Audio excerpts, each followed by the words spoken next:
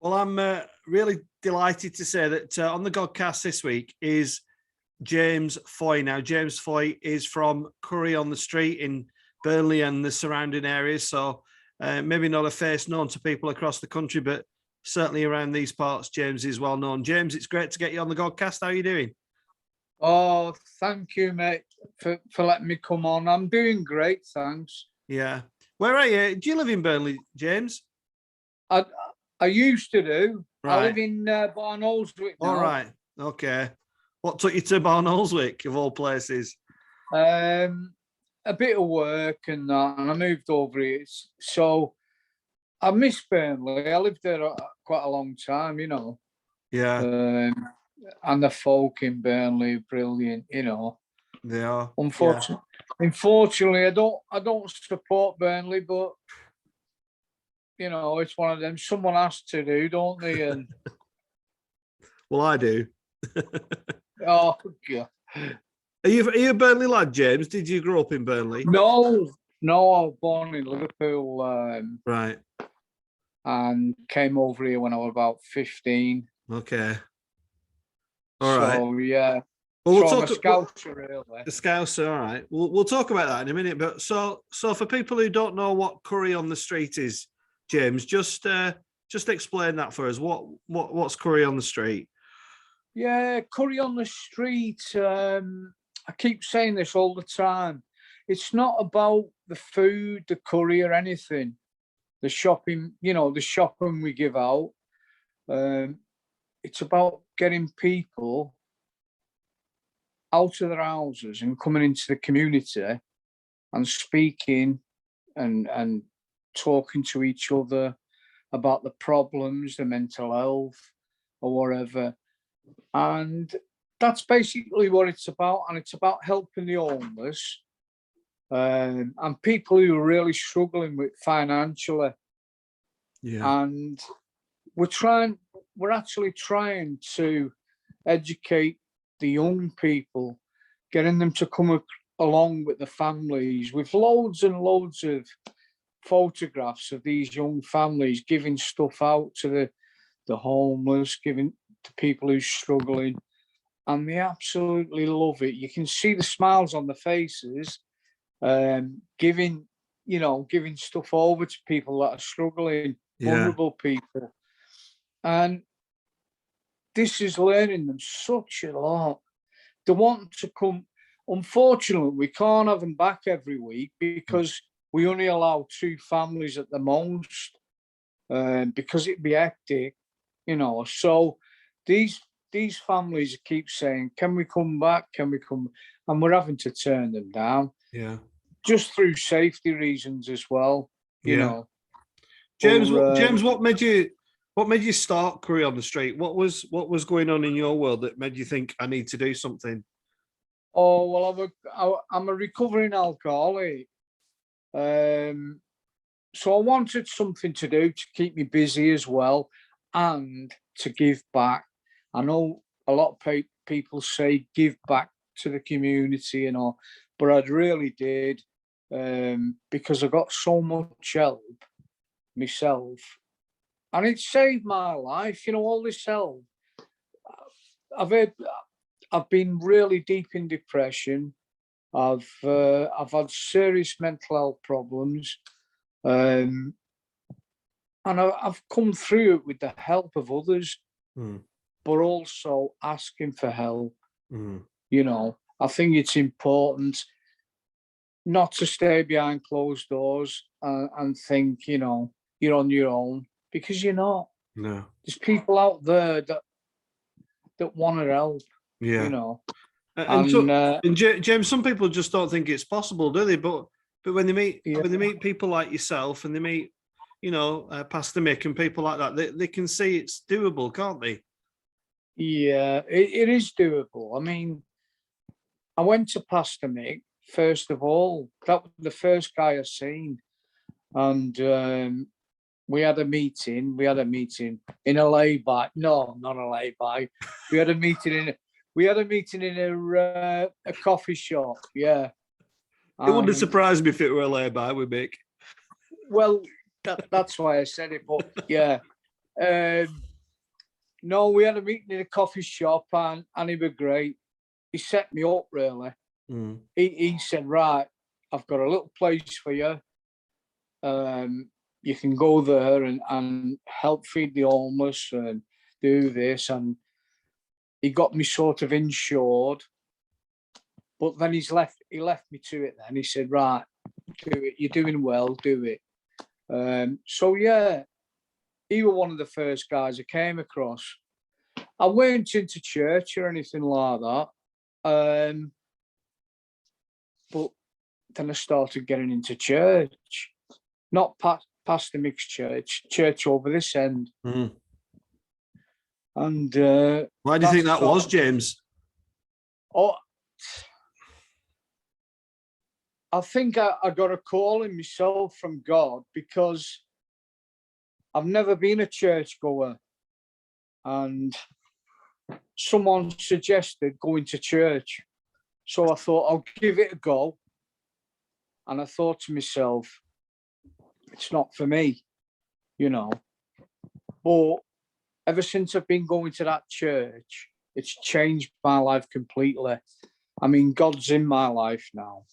I feel God walks with me everywhere. He's with me everywhere. If I have any problems, which I get every day with doing what I'm doing, I get these problems every day.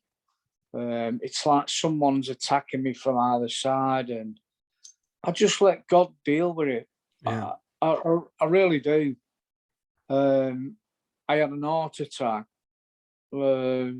say 16 months ago, and I was nearly dead. But you know, I was really ill, and I just let God deal with it. I was laid in bed, and I got these visitors in hospital bed, and they said, "You're all right," and all this, and I said, "Yeah, I'm fine." Honestly, I was really relaxed and peaceful, and I felt that God was there looking after me. So yeah, God is a big thing in my life now. Yeah. Yeah, a really big thing. And Curry on the Street, James, it's not just Burnley, is it? It's in a few places. Tell people where it is. Yeah, we're in Burnley on a Sunday.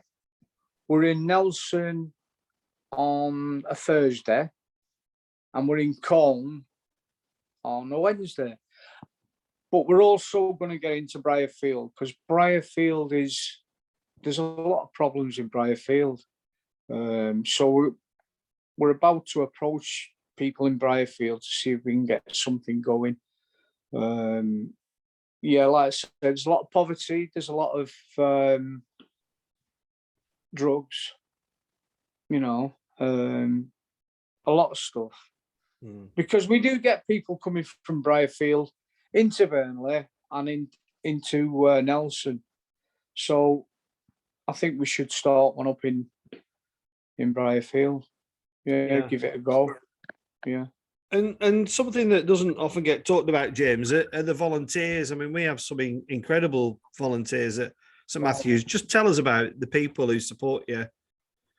Our volunteers, honestly, we're really lucky to have these volunteers. A lot of them work for Inspire.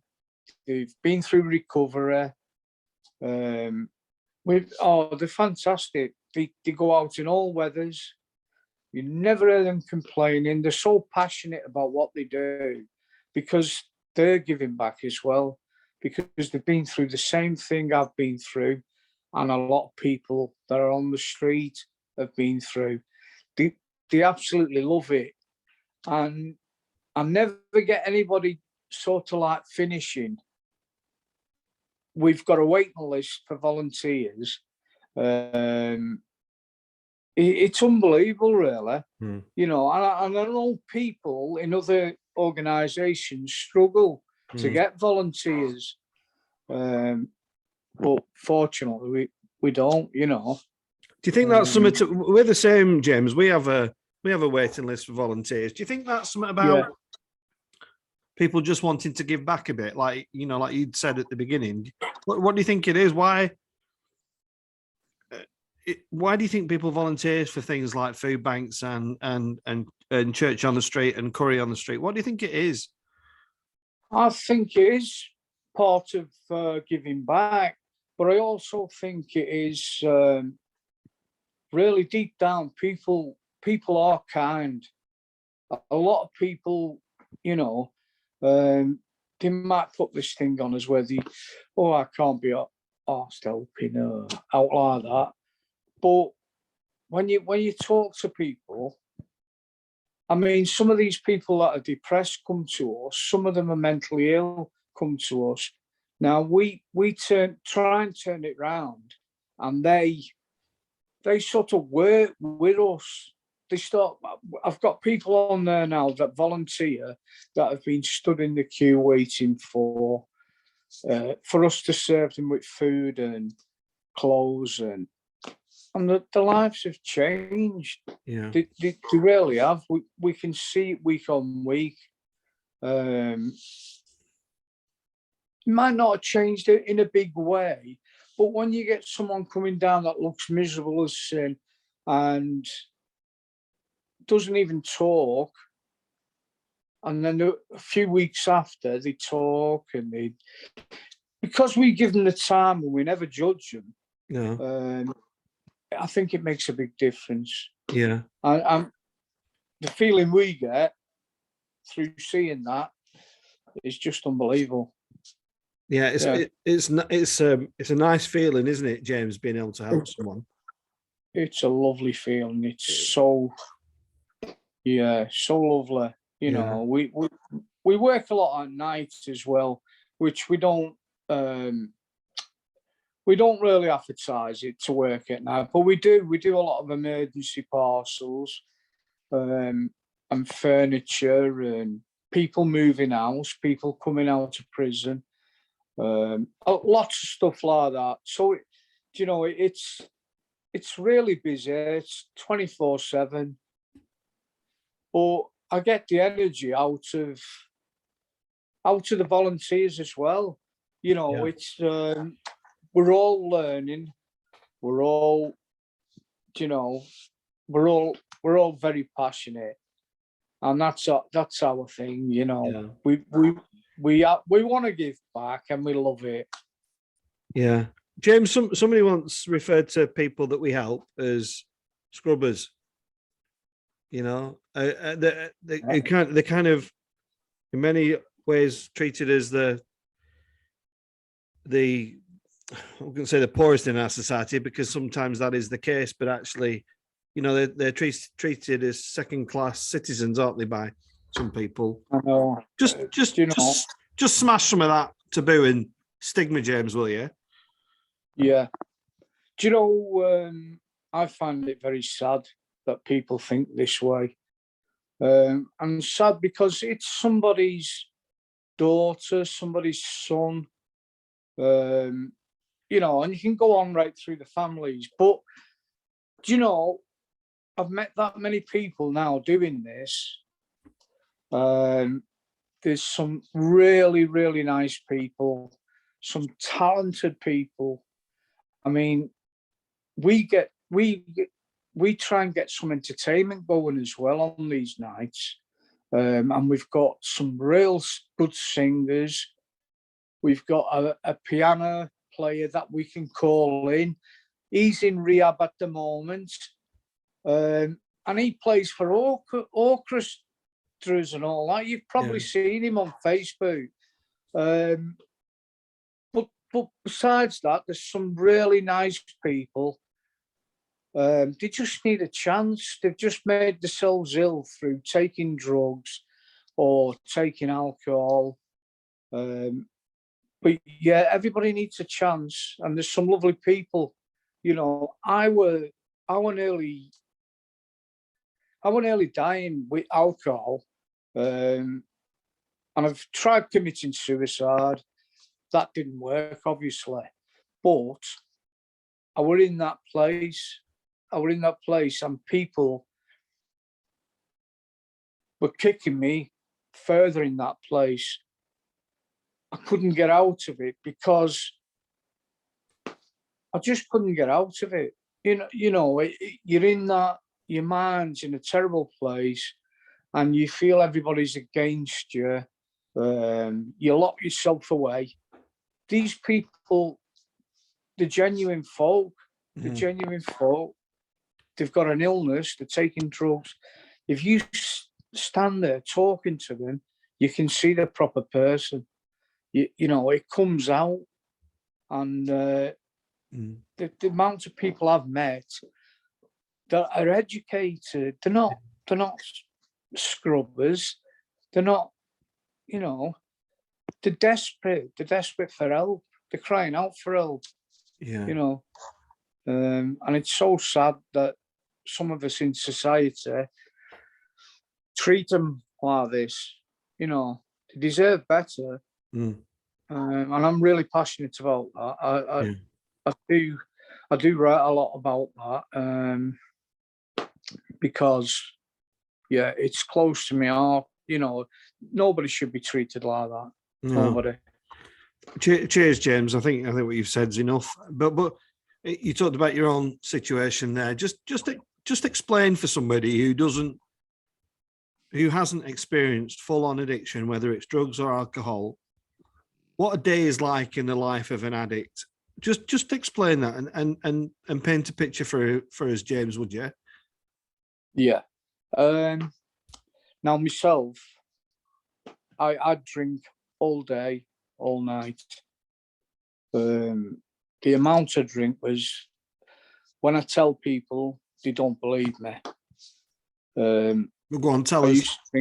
I used to drink a litre bottle of vodka a day, 8 cans of Stella a day, and then I'd do the same every day.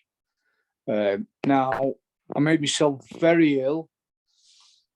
I was fortunate that I could afford it, so I didn't have to. To tell the truth, I did desperately go out sometimes, and I did pinch it. But most of the time, I had the money. Because I was working. I could work and drink. Unbelievable how I did it, but I did it.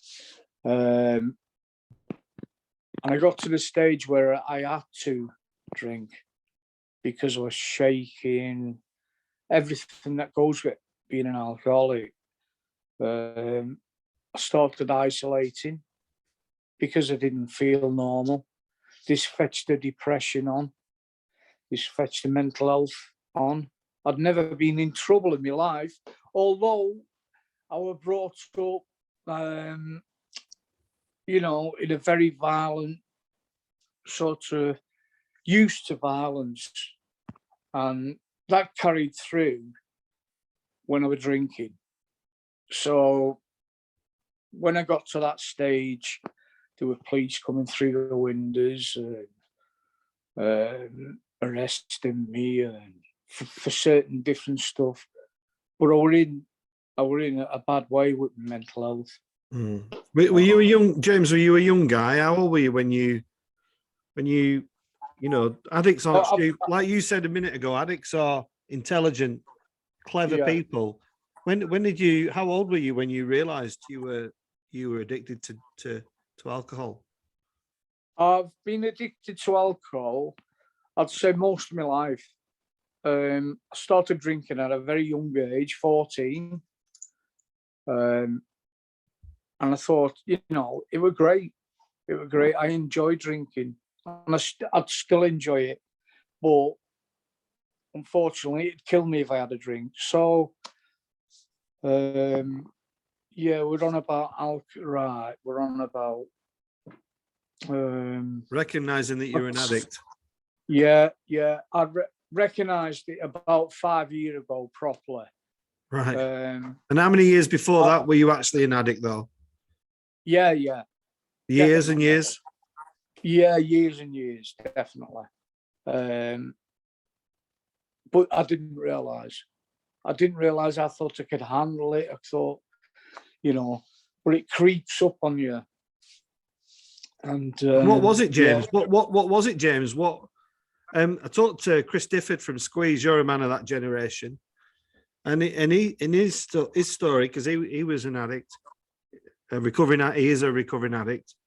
He said he had to find out where his knees were before he could get back up. Right. What was your epiphany moment, James? Right. Well, I'd stopped drinking. I'd stopped for 4 years, and I had a few tragedies in my life. One were I was married for 30 years. Unfortunately, I lost her, and I was devastated by it. It was absolutely crazy, and that's what set me off again. But before that, like I said, I was an alcoholic. I'd done 4 years clean, and when this happened, it was a sudden death. She had a brain tumor, so my life just collapsed again. You know, I didn't want to start drinking again, but I had to do. I had to do it. It was like a crutch for me, you know. But really, it made me worse. It made me absolutely worse. It set me off again, depression, mental health.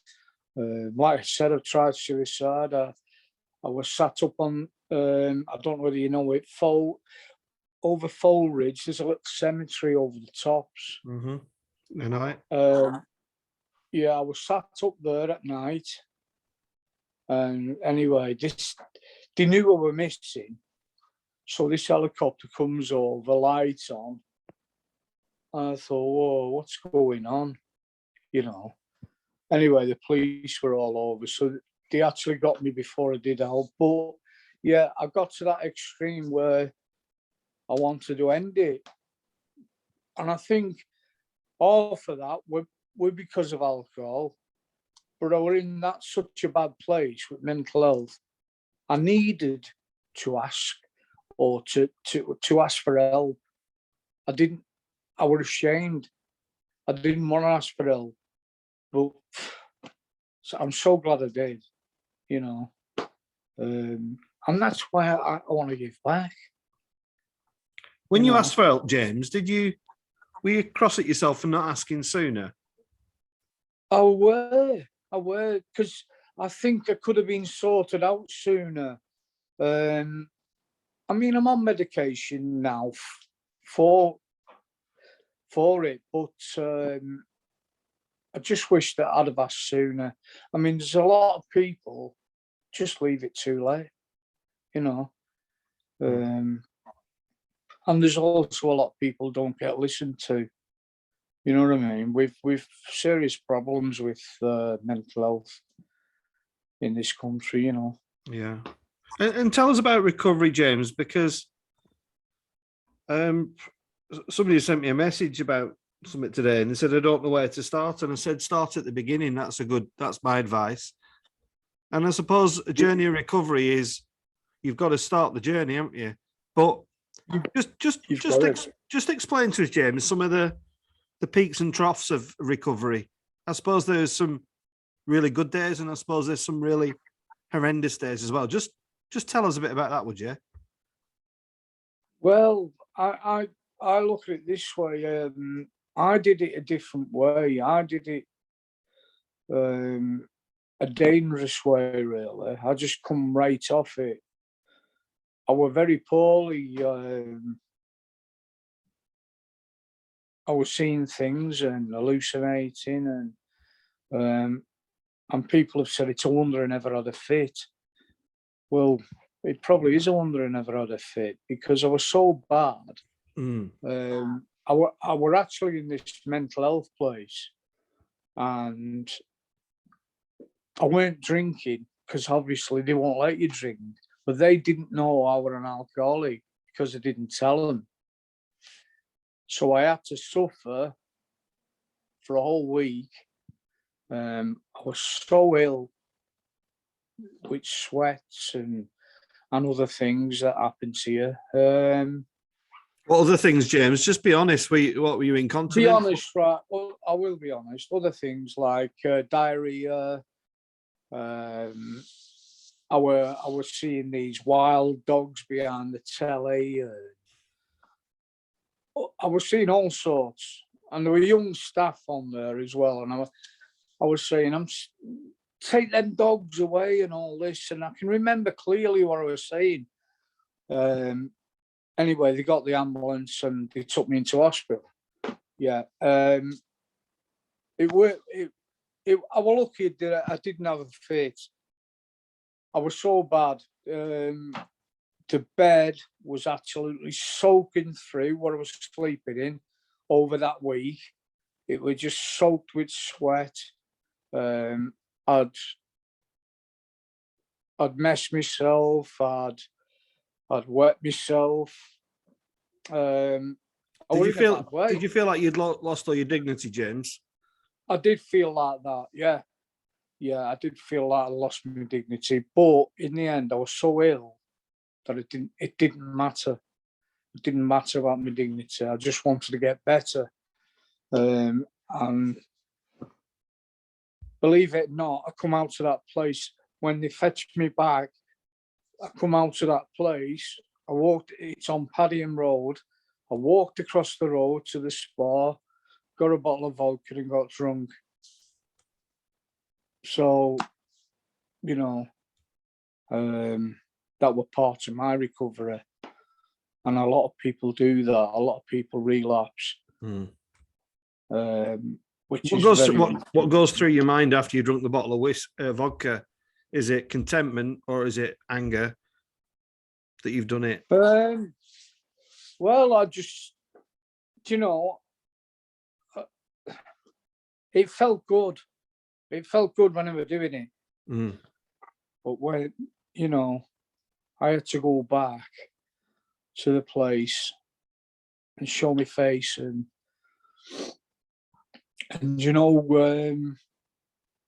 they threw me out of there, which is understandable. But I were angry as well, angry that I'd let myself down, I'd let everybody else down. So how did you correct that, James? How did you correct it? How did you right the wrong? How did I correct it? I've gone day to day. I've gone, and I'm still doing the same. I've gone through Inspire. I've gone through organisations like that, which are very helpful. But to be honest, I don't know how I've done it. It was so hard. I really don't know how I've done it. And I do work day to day because, like I said, I've done 4 years clean and then bang, straight, Are you a nicer person on the other side of this adventure, James? Do you feel or are you a more content person? I'm content and I'm a nice person. Like I said, do a lot of violence in my life from a young age. A lot, and that carried on through to well into my 30s and through drink. It's obviously a disease and it obviously changes people. 1 minute you're all right, and the next minute you're a raving lunatic. Yeah. But James, I do. Go on. Something we've not touched on is the effect that addiction has on your nearest and dearest, those people who care the most about you. Just tell us about that as well. What was that like? When you were hurting people, that must have played awful mind games with you. Oh yeah. I mean, my family, some of them disown me. And I'm lucky because a lot of them are back with me now. A lot of them keep in touch. A lot of them are proud of me for what I'm doing. And I haven't done it to make people proud. I really just want to give back. But yeah, I've got like a stepdaughter. She rings me up saying, "Oh, you're doing wonderful," and it is nice to her. But she's seen me as an alcoholic, so she knows that there's a big change. And other family members, that have got in touch, because I isolated myself. I didn't want to go near them. I didn't want to talk to anybody because I was embarrassed. Yeah. I was embarrassed. I was angry. Just move the phone down, James. I'm just looking at your picture on the wall, just so I can see you. That's better. Sorry, you're embarrassed and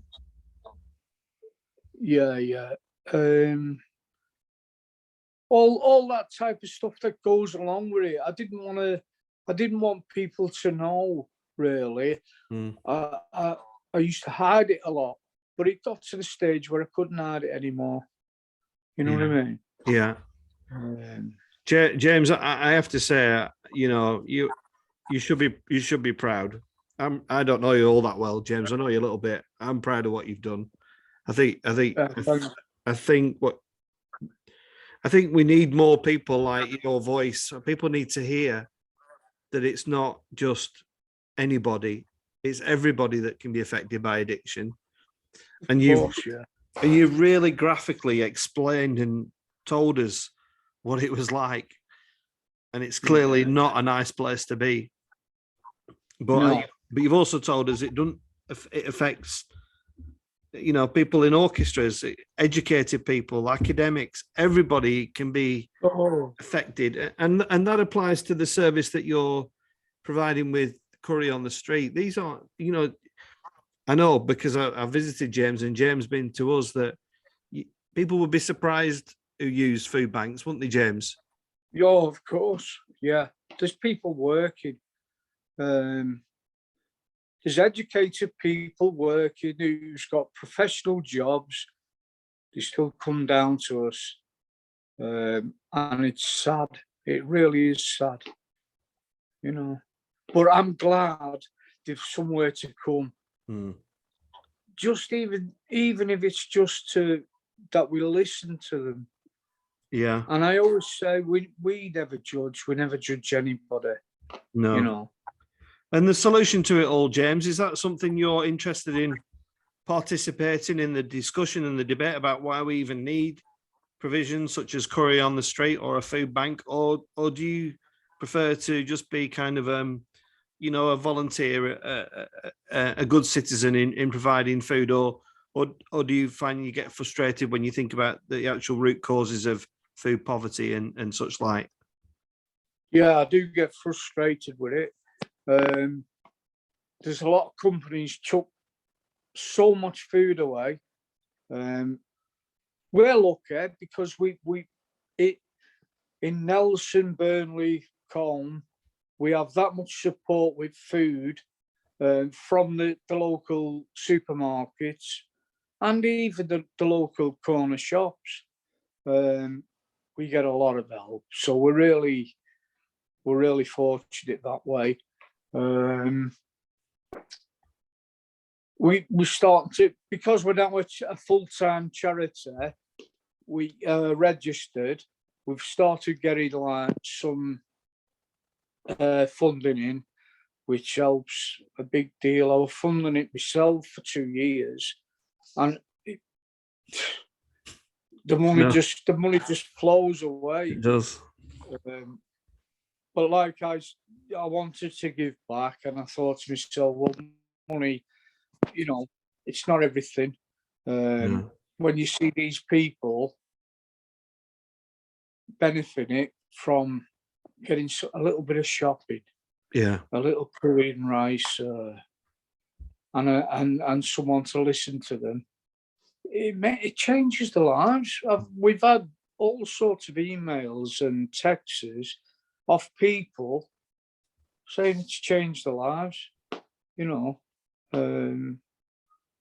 Obviously, you don't like saying that all the time because it doesn't you know, people, I don't know. You're not doing it, James.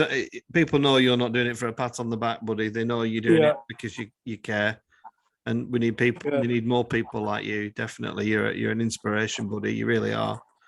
Cheers, Alex. And James, I just want you to, because you know, there's probably going to be an addict or two that might watch this interview, and I want you to look right into the camera, and I want you to speak to that addict now. I want you to speak directly to an addict who's thinking about getting well, who wants some help. You talk to him, buddy. You speak to him now. Yeah. Well, if you are an addict, please come down to us. Make that first step. Come down to us. We can pinpoint you in the right direction. It's hard work. It's going to be hard work for a few months. You get yourself together. But we're there to support you, and all you need to do is ask for help. If you ask for that help, you'll get it. There's that many people out there, good people that want to help you. There's food banks out there. There's everything out there. There's the help there. I know people say that there isn't, and we can't get help. That's just excuses. Just take the first step and have a bash at it. And I wish you all the luck. Thanks, James. Thanks ever so much for coming on. I've loved chatting to you. I knew it'd be a brilliant Godcast, and onwards and upwards with Curry on the Street, and hope we can keep in touch and helping each other and all the charities in the town. That's one thing about Burnley and Pendle. There's a great community spirit, isn't there? It's so strong, yeah. Anyway, thanks, Alex. All right, James. God bless, and and catch up with Curry on the Street on Facebook. You'll catch him there. And James, thanks for coming on the Godcast. Thank you. Yeah, thank you. God bless.